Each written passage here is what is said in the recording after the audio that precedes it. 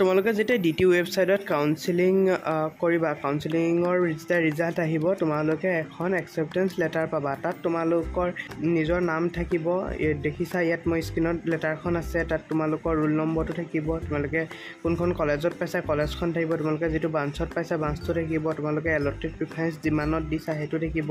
আৰু তোমালোকে যিটো কেটেগৰী বা পাইছা সেই কেটেগৰীটো থাকিব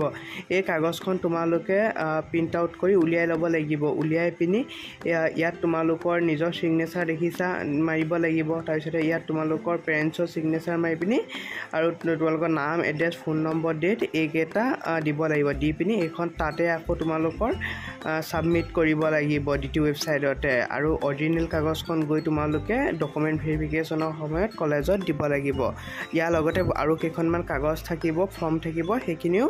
লৈ যাব লাগিব প্ৰিন্ট আউট কৰি পিনি ধন্যবাদ